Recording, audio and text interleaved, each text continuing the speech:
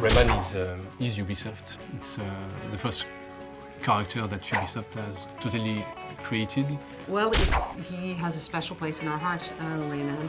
He has, I think, despite having no arms and legs, has carried Ubisoft to soaring heights since his inception in 1995. Rayman has been for me a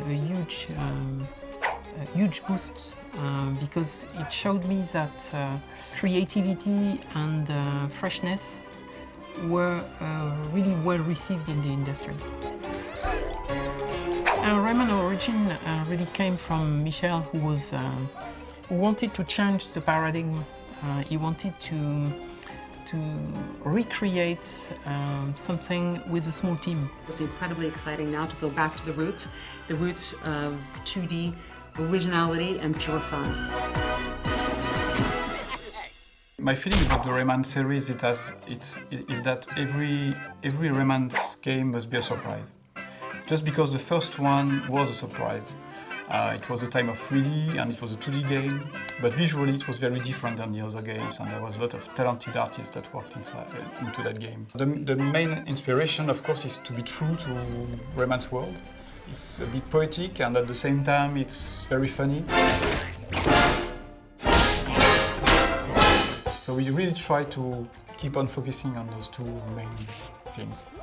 Michel and I spoke specifically about, again, the characters we wanted to bring back from the universe and how to give a more coherent, how to create a more coherent universe so that anyone who's never played a Rayman before can explore the universe for the first time and not be lost. It's an incredibly immersive 2D platformer. That Rayman's game is really huge. You've got more than 60 levels.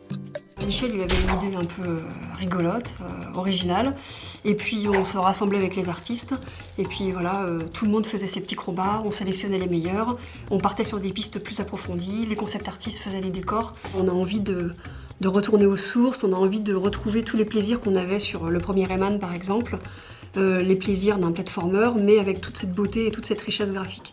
On a le monde de la forêt qui est très bucolique, avec plusieurs variations, de nuit, de jour, dans les souterrains, les cavernes, des grottes. Après ça, on a le monde de la musique, qui est un monde assez original, puisque là, ça se passe dans un espèce de désert, peuplé d'oiseaux, un peu étrange. Après, on a un univers un petit peu plus classique, qui est le monde sous-marin, mais qui est très beau, très immersif, il y a beaucoup de passages secrets. Après ça, on a le monde qui plaît le plus vraiment à une grande partie de l'équipe en interne déjà, ce qui est pas mal, c'est le monde de la nourriture. Donc là, on s'est basé sur un monde qui avait le même thème dans Rayman 1, mais on a voulu vraiment lui donner une petite sauce 2011. Super épicé, côté un peu fiesta, t'as des petits pop-corn, des petites saucisses. Des petits dragons qui arrivent et qui nous servent des cocktails. On se fait attaquer par des fourchettes, des couteaux, un tube de harissa, des choses comme ça. C'est l'enfer.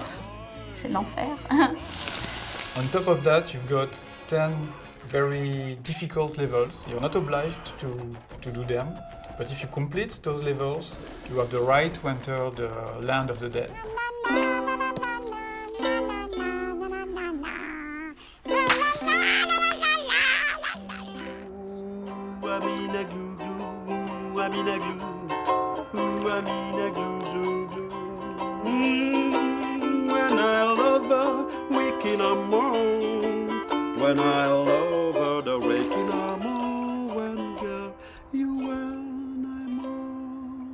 Une partie de la musique est enregistrée chez moi, comme ça je peux maîtriser, je peux me coucher à 5 h du matin si je veux, je peux faire tout le foutoir que je veux.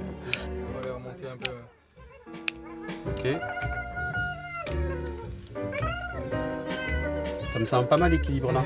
Hein, mais l'orchestre symphonique ne rentre pas chez moi.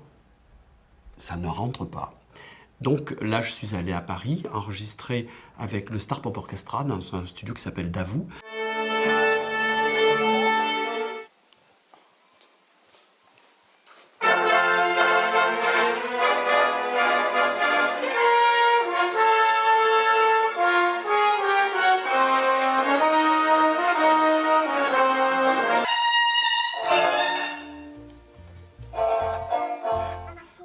that we would have very different players was to be able to have levels and abilities so that players of very different skills could play the game and be interested by the game and play together. The game has been built in two parts. The first part is more about discovering new power, new abilities. And the second part, we come up with this idea of giving all the levels at once, so that you could have something on demand. One key element in Rayman's world is that you can fight. On top of all the acrobatic moves, you got the fighting moves, and you can really make combos between all of those moves. We have the beat them up aspects that other platformers don't necessarily have. The big difference between Rayman Origins and the other Rayman game is the addition of the multiplayer.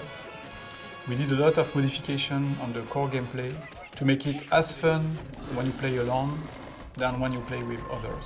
I mean, it's a new way of playing the same game when you play solo or you play with a friend. It's about creating a place where people, kids, big kids and little kids can go together and explore the entire universe together with up to 4 players and tell their own stories. So the most important stories in Rayman Origins are the stories that everyone will tell each other as they're fighting their way through gourmet lands and taking on the dragons, the fire-spitting dragons, and beating up the livid stones. And it's all about interacting with this incredible cartoon universe and bringing everything to life.